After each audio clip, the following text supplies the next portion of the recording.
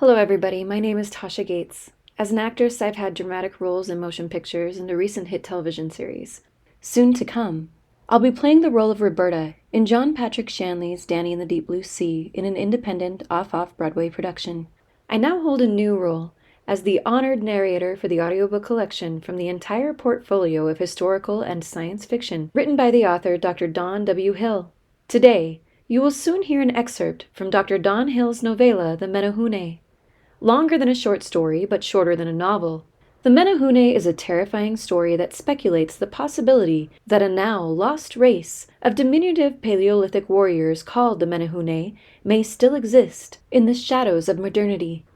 Oral historical tradition has been passed on generationally that the Hawaiian island chain was previously inhabited by the Menehune tribe long before the arrival of the migrating, seafaring Tahitian Polynesians who arrived in Hawaii 1,000 years ago. Tales of tribal warfare suggest that the Menehune, a distinct subrace of humans, were exterminated long ago. Now, is that truly the case? There is the matter of what is now remembered as the George London affair. In the 1940s, a school superintendent and a class of grade school children had a surprising encounter with a hostile band of naked, small warriors in the jungles of northern Oahu. The author, Dr. Hill, personally met no less than 2 individuals who proclaimed similar experiences. The first anecdote was relayed to him by an eyewitness. In the late 1970s, a teenager and his uncle were on a hunting trip for wild pigs in the Kalalau Valley when they stumbled into a foraging party of small, muscular, naked warriors that were apparently not too pleased to encounter 2 modern human beings. The second eyewitness anecdote Hill learned about was an event that happened in the early 1990s when a hiker on the southern slope of the Haleakala volcano had a nearly identical experience. Stone Age and even cannibalistic societies do indeed still exist on the face of this planet in such remote places as the Amazon basin and the northern Sentinel Island in the Indian Ocean. If that's the case, could the Menehune race still exist? The Menehune novella is historical fiction set in the year 1992, after Hurricane Iniki ravaged the Hawaiian island chain. In Hill's story, a road crew was sent to the remote Kaupo district in Maui to carry out restorative repair work on a dirt road that was damaged by the hurricane. The heavy equipment operators were attacked by a band of apparent Paleolithic warriors, with the driver of the bulldozer being killed and eaten by his assailants. The federal government hastily mounts an investigation of the event, and the expedition force includes Jeb McClellan, an FBI agent, Professor Grover Ali'i, an anthropologist, Tricia Portal, a State Department operative, and Mabel Harris, a retired naval officer. En route to the remote Kaupo district via a small, powered catamaran, the 4 members of the expedition get into a heated argument over the mission's objectives, and the unfolding drama will allow the listener to not only grasp the gravity of their situation, but also the reprehensible duplicity of the federal government. I hope the listeners will enjoy this excerpt taken from Chapter 1 of the Menehune, which will now start after this 3-second countdown. Ready? Here it goes in 3, 2, 1. What about the image of the naked primitive warriors captured on the photograph taken near the Waikono riverbed? Tricia asked. What is your specific intent concerning this presumed isolated tribe? Frankly, I'm surprised that you don't know the details about this specific aspect of the mission, Miss Portal, Agent Jeb McClellan stated. After all, this particular edict came directly from members of the deep state hiding in plain sight within the confines of your very own department. I have been specifically instructed to make peaceful contact with these primitive savages and ascertain the location of their village, if they do indeed have one. I'll then relay the geographical coordinates to the commando specialists at the Schofield Barracks.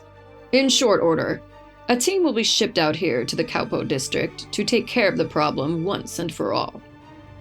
You can't do that, Professor Ali'i exclaimed.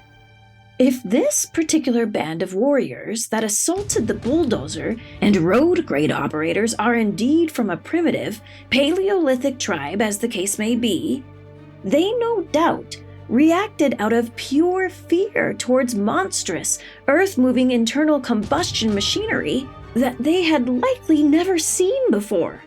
In addition, human beings are tribal and fearful by nature, and collectively, we tend to mistrust other people that may be cut from a different ethnic or racial bolt of cloth.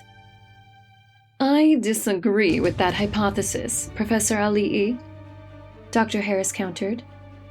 Just take a look at the constitution of this intrepid band of explorers that are all working in relative harmony toward one common objective.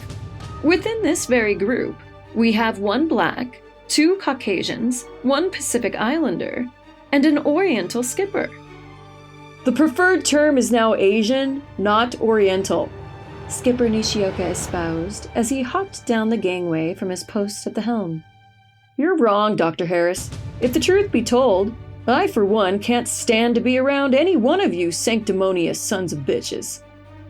Thanks for the lovely houseboat party that you've hosted for our benefit, Tricia said sarcastically.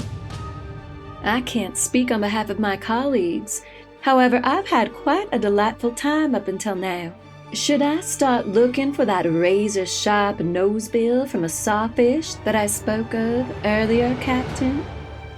Skipper Nishioka neglected to offer a response to Ms. Portal's inflammatory comment. Now, the ocean is quite calm and we'll be at the mouth of the Waikono in just a few.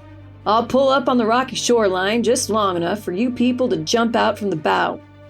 Once you're in the clear, I'll throw the Princess into reverse, back off about 150 feet, which is just beyond the breakers, and then I'll drop an anchor there. Whatever you're now doing down here in the hold, wrap it up and grab your gear. All ashore in 5. You heard the man, Jeb McClellan barked. Saddle up, people. It's time to bail. Oh, wait one damned minute, Professor Ali'i protested. We're not done here yet. Not by a long shot. Moments ago, you previously mentioned that there's a military assault team waiting in the weeds to exterminate these people if we find them. That would be murder. That would be a sin. That would be the genocide of an entire ethnic group of people that we know absolutely nothing about. They've probably been living here in the shadows of modernity for eons as a self-sufficient Paleolithic tribe. You're absolutely right, Professor, Agent McClellan scoffed.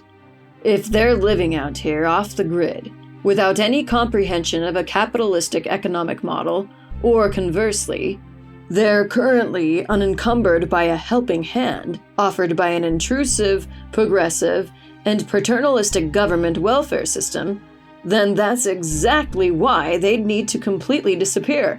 Can't have that. No sirree Grover. You see, if that were indeed the case, we wouldn't be able to tax them. If we can't tax them, then we certainly can't control them. What would you expect Uncle Sam to do then?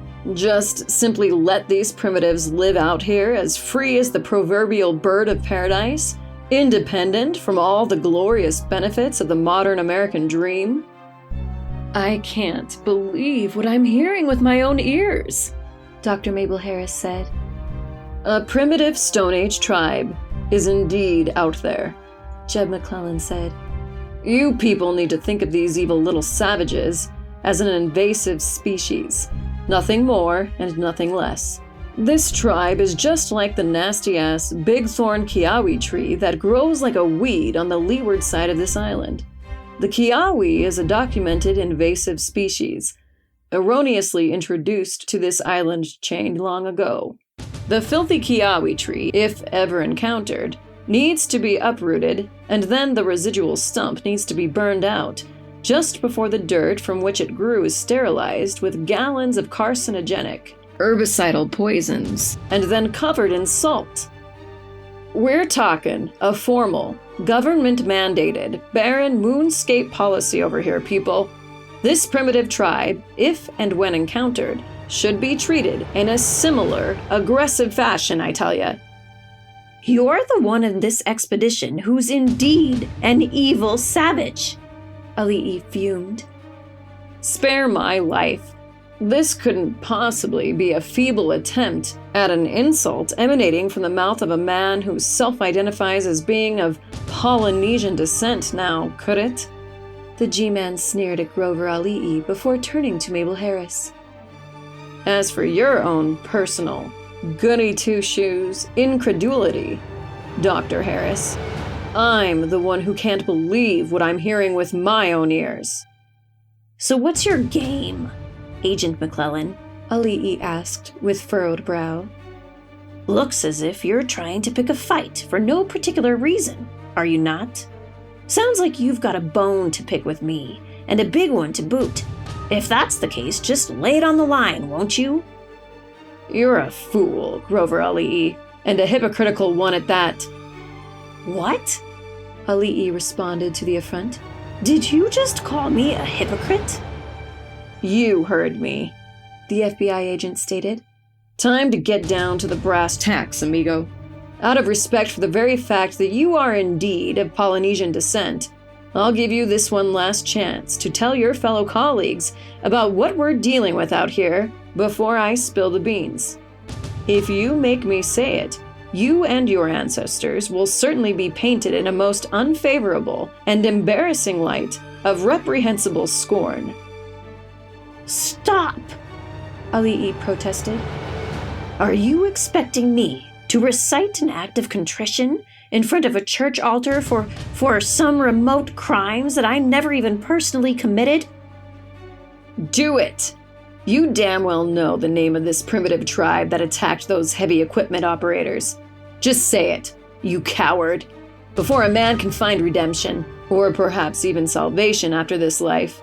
I believe that the collective sins of one's ancient ancestors must not only be acknowledged, but they must also be publicly confessed to the congregation of the faithful who may be present in order for them to simply bear witness. The Menehune! Professor Ali'i screamed out before he turned his head and looked away in shame. The Menehune, he now repeated, as little more than a soft whimper. There, I said it. Hope you're happy, G-Man. Are we done now? Thank you for listening to The Menehune, written by Don W. Hill, MD, narrated by Tashia Gates.